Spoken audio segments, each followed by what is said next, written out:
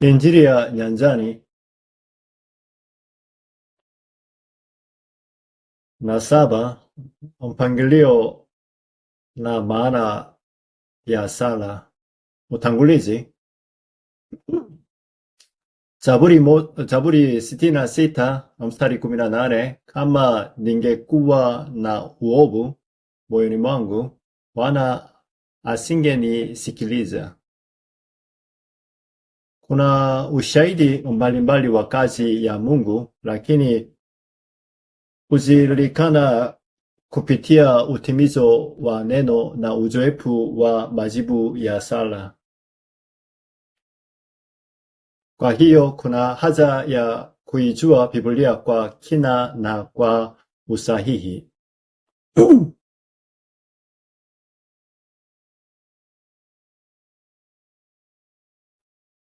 Majibu huja kimiujiza, kinyume na matarajio, na baada ya muda kupitia unaweza kuishi kuwa mambo uliyoyasalia yanajibiwa kwa usahihi kabisa kama kompyuta. Hebu tuchunguze mpangilio wa sala na maana yake. Somo kuu. Kwanza, shukrani. Shukrani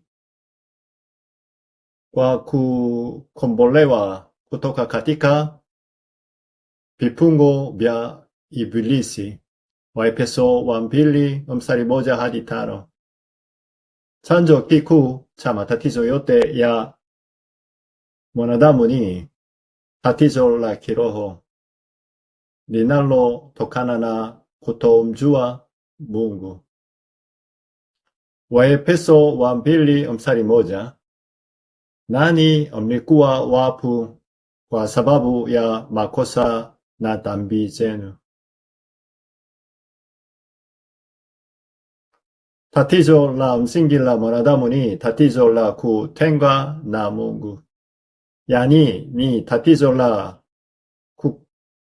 kukumbwa na kifo kutokana na dhambi na makosa ya kutokuamini na kutokutii. Kutoa shukrani kwa kuondoka katika hali hiyo na kupokea uzima mpya ni shukrani muhimu katika sala. Waefeso 2 mstari 2, ambazo zamani mlienda katika hizo mkiyafuata mambo ya ulimwengu huu, na kwa kumfuata mkuu wa uwezo wa anga, roho yule atendaye kazi sasa katika wana wa kuasi. Yohana 8 mstari 44, baada ya kumwacha Mungu, matatizo ya kiroho yalikuja, huku watu wakinasua kama watoto wa Ibilisi. Kwa hiyo walitumbukia katika mila za ulimwengu, yani upotovu wa sanamu. Kushukuru kwa neema iliyoniokoa kutoka katika laana na hatima ya Ibilisi ndiyo nguvu ya sala. Waefeso 2 mstari 3, ambao zamani sisi sote nasi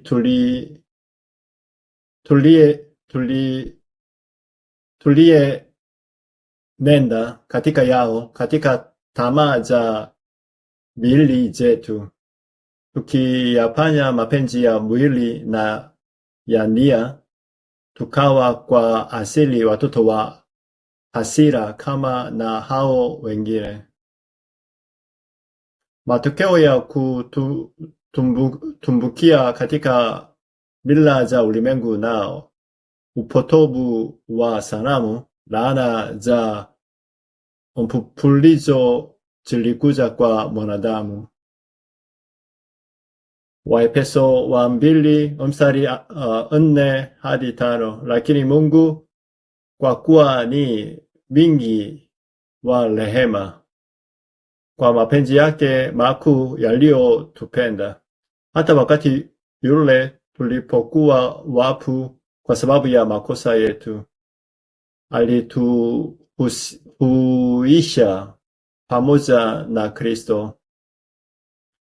Umeokolewa kwa neema. Wokovu ni kukombolewa kutoka katika matatizo ya kiroho ya kutenga na Mungu na kutoka katika nguvu za Ibilisi. Kwa hiyo ni jambo la kushukuru kiasi gani? Kwa kushukuru kwa wokovu na kazi kama hiyo ni sawa na kuweka msingi thabiti wa majibu ya sala ya uhakika. Shukrani kwa kuongoza katika mambo yote. Kwa kushukuru kwa kuongoza kwenye njia ya wokovu na kuongoza katika maisha mengine yote ni kuamini kwamba sala haifaniki kulingana na mapenzi yangu, bali kulingana na mapenzi ya Mungu. 3. Shukrani kwa sababu sala inafanyika kwa kugundua matatizo katikati ya mateso. Mateso yenyewe yanakuwa mada ya sala. Kwa hiyo mtu anashukuru kwa kuongoza kusali kupitia mateso na matatizo. Hii ni kwa sababu kusababisha kusali ni kwa ajili ya kupokea majibu. Kwa hiyo kweli kwamba Mungu anatufanya tusali kupitia mateso na matatizo unakuwa mada ya shukurani. Kwa kawaida sala haizi kwa urahisi, lakini inashukuru kwamba sala inatiririka vizuri kupitia mateso. Kwa sababu sala inaenda vizuri, mtu anapokea majibu na kumshuhudia Bwana aliye hai kwa dhahiri. Kwa hiyo majaribu na matatizo na mateso yakipokelewa kwa shukurani, hakuna kitu cha kutupa. Namba 2 kubwa, sifa. Namba 1 mdogo, Zaburi wa 22 mstari 3. Nawe utakatifu unayeketi juu ya sifa za Israeli. Muamini anaposifu Mungu mtakatifu hushuka na kuketi katika yao. Zaburi wa 100 mstari 4. Ingeni malangoni mwake kwa kushukuru, nywani mwake kwa kusifu. Mshukuruni, lihimidini jina lake. Unapomkaribia Mungu, unapaswa kushukuru kwa moyo wa kuingia katika ikulu ambapo mfalme yupo. Neno moja tu kutoka kwa mfalme hufanya kila kitu kifanyike. Kwa kuwa mtu amekuja ikuluni kukutana na mfalme moja kwa moja, ni kana kwamba matatizo yangu yote yamekwisha kutatuliwa. Kwa hiyo unapomkaribia Bwana, unakaribia kwa matatizo wa sifa, mtazamo wa sifa, kama unavyoingia katika ikulu ambamo mfalme anakaa. Zaburi wa 50 mstari 22 hadi 23. Yafikirini hayo ninyi mnaomsahau Mungu, lisije likawalalua, wala pasiwe na wa kuwaokoa. Atoaye dhabihu za kushukuru ndiye anayenitukuza, naye autengenezaye mwenendo wake, nitamuonyesha wokovu wa Mungu. Ukisimama Mungu, ukaingia katika wasiwasi, hofu na kukata tamaa, na ukaendelea kutokuamini, mwishowe utalaluliwa na kushindwa. Hata hivyo, wale wanaomkumbuka Mungu, wakiamini nguvu zake na kukaribia kwa sifa na uhakika, watapata uzoefu wa nguvu za Mungu na majibu ya ajabu. Mtu anapokuwa mtoto anayemjua Mungu kwa usahihi na kutenda ipasavyo, yani anapokuwa na maarifa sahihi ya Injili na imani iliyo hai, Bwana hufanya kazi hapo. Sifa inavuka kiwango cha naamini. Kusifu ni kuwa na uhakika wa kumwamini Yesu Kristo kama Mwokozi wangu. Inamaanisha kuwa tayari umepata hitimisho na jibu la maisha kupitia Yesu Kristo pekee. Bwana anafanya kazi kwa nguvu katika imani ya aina hii ya kusifu. Namba 3 kubwa, sala na ombi. Namba 1 mdogo, upatanishe wa Yesu.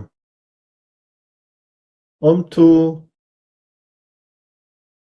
hasali kulingana na uwezo wake mwenyewe au sifa za utauwa wake mwenyewe, bali kupitia nguvu na utakatifu wa Kristo. Sala inayoombwa kwa jina la Kristo ni sala kamilifu. Nguvu katika sala yetu ni Kristo mwenyewe. Yohana wa 16 mstari 24. Hata sasa hamkuomba neno kwa jina langu, ombeni nani mtapata furaha yenu iwe timilifu. Namba 2 mdogo, kazi ya Roho Mtakatifu. Mtu anapokea Roho Mtakatifu anaposali. Luka wa 11 mstari 13, basi ikiwa ninyi mlimo waovu mnajua kuwapa watoto wenu vipawa vyema, je, Baba aliye mbinguni hatazidi sana kuwapa Roho Mtakatifu hao wamuombao? Unapojaja na Roho Mtakatifu, yasiyowezekana yangeuka kuwa yanayowezekana. Unapojaja na Roho Mtakatifu, kazi zinajidhihirisha, ambapo mambo yaliyokuwa hayafaniki yanyanza kufanyika. Unapojaza na Roho Mtakatifu, mambo magumu yanakuwa rahisi. Unapojaza na Roho Mtakatifu, mtu anaweza kuelewa kwa usahihi Injili ni nini. Unapojaza na Roho Mtakatifu na Roho anapofanya kazi, mtu anatambua kuwa si mimi ninayefanya, bali ni Roho Mtakatifu anayefanya kazi ndani yangu, anayefanya kila kitu.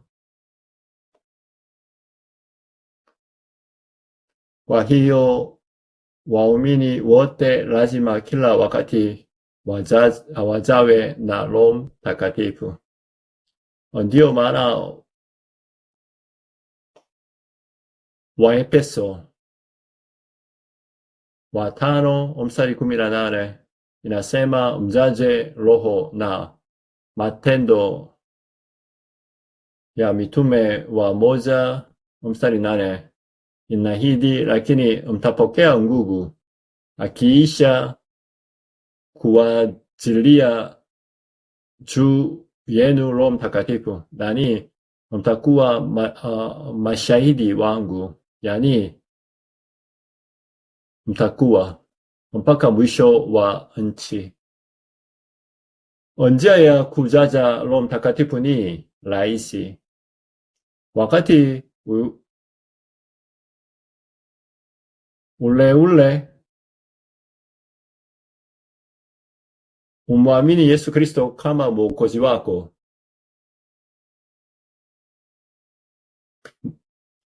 anakaa ndani yako kama Roho Mtakatifu kwa njia isiyoonekana. Ukiamini hili, kila kitu cha zamani kinakuwa jukwaa la mhubiri wa Injili badala ya kuwa jeraha. Tangu wakati huo, mtu anahitaji tu kupokea uongozi wa Roho Mtakatifu kwa kutafuta na kufuata mpango kamili wa Mungu badala ya madai au mipango yangu mwenyewe. Kuamini, kukaa ndani na uongozi wa Roho Mtakatifu na kusali saa 24 inaitwa kujaza na Roho Mtakatifu. Kujaza na Roho Mtakatifu haimaanishi kupata pesa au kuwa mzuri katika kusoma, bali ni kuamini kwamba Mungu yuko pamoja nawe na anakuongoza. Kwa njia hapa, mpango kwa ajili yangu, mpango wa nyanjani na mpango wa siku zijazo unaonekana mapema.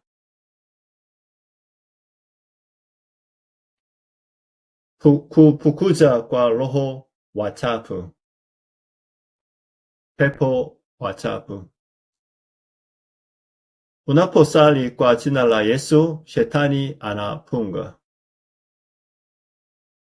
Mathayo 12:28, lakini mimi nikitoa pepo kwa Roho wa Mungu, basi ufalme wa Mungu umekwisha kuwajilia.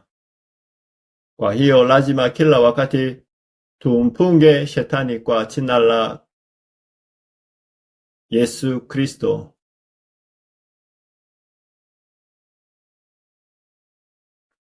Lazima tupunge shetani ambaye huchunguka kama simba agurumaye akitafuta mtu amle.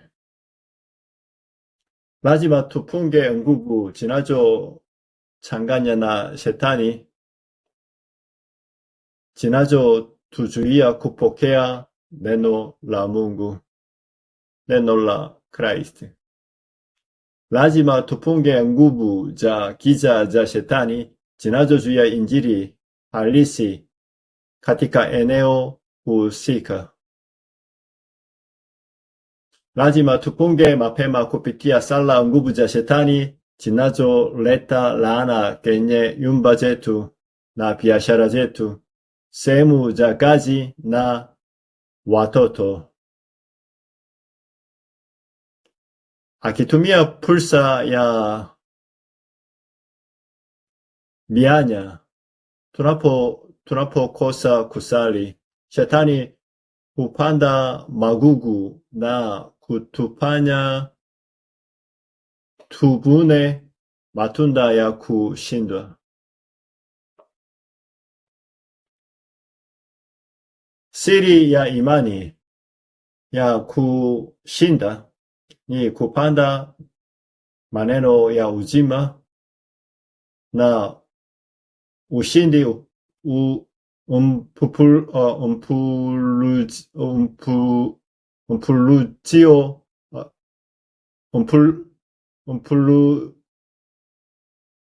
mfululizo na kuanga na kupunga magugu ya shetani. Ndio maana Bwana alisema, kesheni kila wakati na kuomba, na akaonya, kuweni na kiasi na kukesha, kwa kuwa mshtaki wenu Ibilisi kama simba agurumaye, huzunguka akitafuta mtu amle.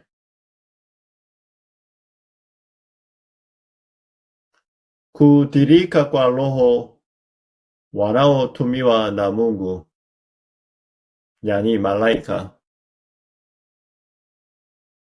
Waebrania wa 1:14. Je, hao wote si roho watumikao wakituma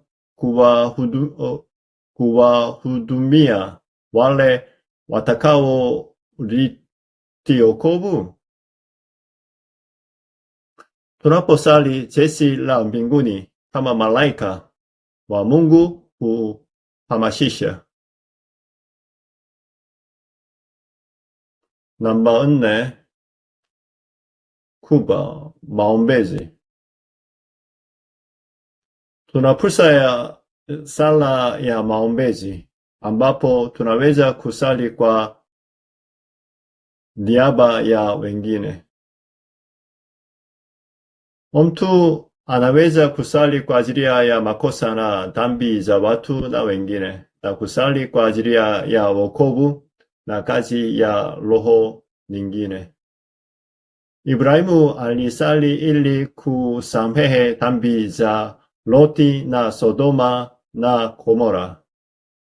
Musa alisali kwa Mungu ili asamehe dhambi ya upotovu wa sanamu ya watu wa Israeli. Namba 5, kuba ungamo la dhambi. Zaburi wa 66 mstari 18. Kama ningekuwa na uovu moyoni mwangu, Bwana asingenisikiliza. Dhambi inakuwa kizuizi kati ya Mungu na sisi. Kwa hiyo dhambi lazima itubie haraka na kuosha. Hapo ndipo neema ya Mungu haitazuliwa. Yakobo wa 5 mstari 12 hadi 13. Lakini zaidi ya yote, ndugu zangu, msiape wala kwa mbingu, wala kwa nchi, wala kwa kiapo kingine chochote, bali ndio yenu na iwe ndio, na sio yenu na iwe sio. Msije angukia hukumu. Mtu wa kwenu amepata na mabaya, na aombe. Ana moyo wa kuchangamka na aimbe zaburi. Acha kufanya makosa na kutenda Tambikwa maneno na tubu. Maneno yanaweza kumtia mtu hatamu kwa urahisi. Mtu huingia katika hatamu ya hatima kwa maneno yake mwenyewe. Kwa hiyo lazima tuingize ndani yetu maneno ya imani, maneno ya Injili na maneno ya ushindi. Tunashinda tu pale tunapopunga maneno ya kutokuamini, maneno ya kisheria na maneno ya kushindwa kutoka miongoni mwetu. Namba 6 kubwa, kushuhudia Injili. Hasa ukisali kwa ajili ya kushuhudia Injili, majibu makuu yataendelea kuja. Mathayo 6:33 inasema, bali utafuteni kwanza ufalme wake na haki yake, na hayo yote mtazidishiwa. Katika sala ya kushuhudia Injili, kila kitu hutimiza. Maisha yanakuwa ya thamani zaidi. Biashara yangu inapoingia katika Injili, afya yangu inapoingia katika Injili, maarifa yangu yanapoingia katika Injili, familia yangu inapoingia katika Injili, na maisha yangu yaliyosalia yanapoingia katika Injili. Namba 7 kubwa, kwa jina la Yesu. Msingi wa sala ni jina la Yesu Kristo. Baada ya kumaliza sala, hakuna haja ya kuwa na wasiwasi au kujisikia mwenye mzigo kuhusu jibu. Yesu Kristo anachukua jukumu kikamilifu. Kwa hiyo ni lazima mtu aamini kabisa katika jibu hilo na matokeo hayo. Hakuna haja ya kukata tamaa hata kama itatofautiana na mawazo na matarajio yangu. Uongozi kamili zaidi wa Mungu utajidhihirisha, kwa sababu hukusali kwa jina lisilo kamilifu bali kwa jina kamilifu. Amen.